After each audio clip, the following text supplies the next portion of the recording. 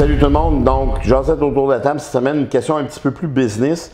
Donc quelle serait ou quelle est ta stratégie pour attirer les gens à prendre soin de leur santé avec toutes les méthodes qui existent actuellement? C'est sûr qu'aujourd'hui, on est un petit peu dépassé, surinformé avec les médias sociaux. Vous allez avoir quelqu'un qui va poster quelque chose.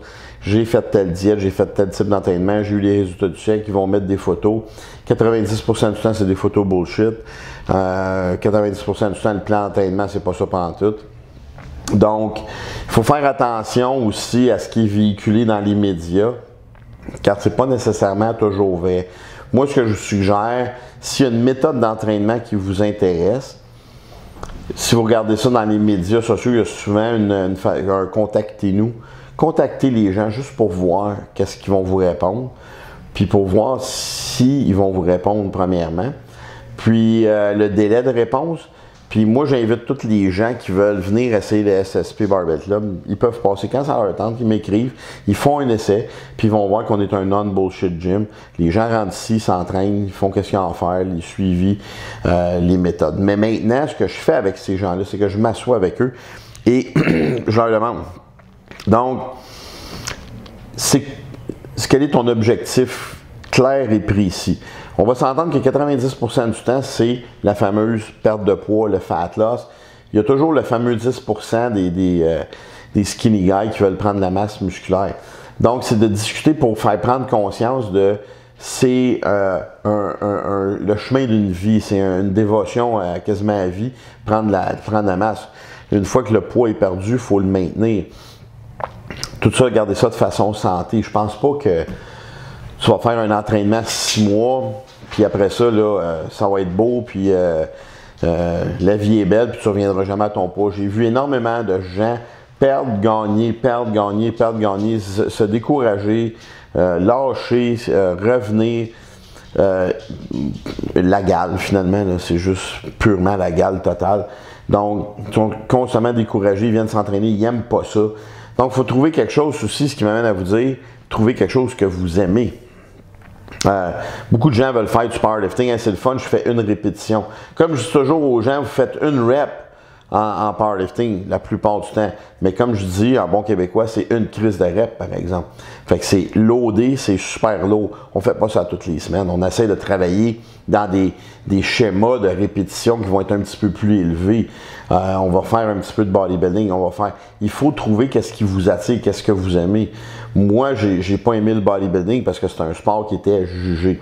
Donc, aller sur un stage, puis on est 4, on a de l'air pareil, et on se fait juger en disant c'est toi qui gagne.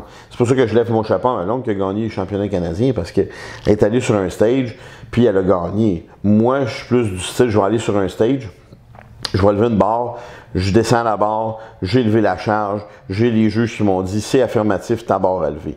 Donc, il faut aussi savoir quelles sont vos valeurs. Ça, c'est bien important. Est-ce que toi, tes valeurs, c'est tu es déterminé à faire un entraînement, puis tu crois en ce que tu vas faire, puis tu veux le faire de façon naturelle, ou ta valeur, c'est de le faire avec les stéroïdes. C'est sûr qu'on est dans un air où il y a des stéroïdes, il y a des SARMs, il y a des protéines, il y a plein de trucs. En tant qu'entraîneur, je pense pas qu'il faut fermer la porte à rien de ça, parce qu'il faut aider les gens qui prennent ces substances-là, puis les guider peut-être vers quelque chose de mieux, de meilleur pour eux, ou des arrêter carrément parce que beaucoup sont en train de se scraper la santé. Donc, c'est de regarder un peu l'ensemble de ça avec qu'est-ce qui te fait vibrer, qu'est-ce qui fait que tu es dans ton salon le soir, parce que, face it, se lever l'été, il fait clair jusqu'à 7h30, il fait 20 degrés, c'est beaucoup plus facile d'aller au gym. En plein hiver, mois de janvier, 7 h du soir, il fait noir, il fait moins 32, puis tu t'en vas au gym. Pas mal moins t'entends. Mais si tu as développé une passion, tu as développé quelque chose que tu aimes, je pense que c'est beaucoup plus payant pour toi d'aller faire cette passion-là. Quitte à ce que ça prenne 5 ans à 30. Moi, j'ai un gars ici en powerlifting qui s'est donné 1 an pour faire une compétition de powerlifting. Je trouve ça super sage. Je trouve ça vraiment bien. Ça prend beaucoup de guts de faire qu'est-ce qu'il fait. Le gars est super grand, il mesure environ 6'3" à peu près. 6'2", 6'3". Mais il prend soin de lui. parce qu'il ne veut pas nécessairement se blesser, puis il veut performer, mais il va avoir du plaisir.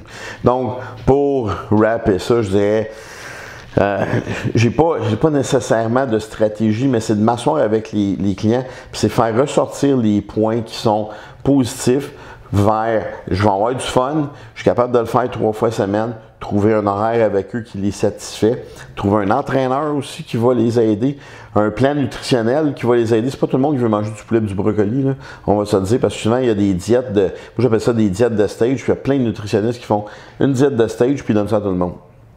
C'est pas tout le monde qui va aller sur le stage.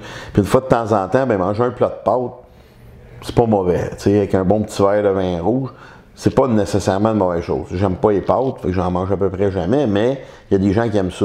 Commencer à restreindre les gens tout le temps, c'est pas nécessairement bon.